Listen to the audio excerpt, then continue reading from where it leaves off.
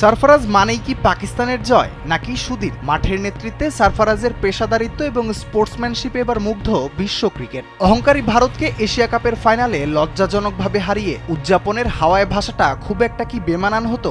পাকিস্তানের সঙ্গে হাত মেলাতে অস্বীকৃতি কিংবা মুখের উপর দরজা বন্ধ করে দেয়া, এসবের জবাব দেওয়ার সুযোগ থাকলেও এদিন পাকিস্তান অনূর্ধ্ব ১৯ দলকে স্পোর্টসম্যানশিপ শিখিয়েছেন পাকিস্তানের সাবেক অধিনায়ক ও বর্তমানে অনূর্ধ্ব ১৯ দলের মেন্টর সারফরাজ আহমেদ। ফাইনালের মাঠে অশোভন আচরণ করেন ভারতীয় ব্যাটার বৈভব সূর্যবংশী। তারপরেও খেলোয়াড়দের উদ্দেশ্যে সারফরাজ বলেন, আমরা উদযাপন করব, তবে শালীনতার সাথে। ভারতীয় দলের আচরণ যেভাবে ছিল আমরা তা করব না। আমাদের স্পোর্টসম্যানশিপ বজায় রাখতে হবে এবং শান্ত থাকতে হবে। এদিকে ভারতকে ১৯১ রানের বিশাল ব্যবধানে হারিয়ে নতুন অধ্যায় রচনা করা পাকিস্তান দলের প্রত্যেককে ১ কোটি পাকিস্তানি রুপি পুরস্কৃত করেন দেশটির প্রধানমন্ত্রী শাহবাজ শরীফ। ম্যানেজমেন্টের উদ্দেশ্যে অধিনায়ক ফারহান ইউসুফ বলেন, তারা আমাদের সাহসিক ক্রিকেট খেলতে উৎসাহিত করেছেন।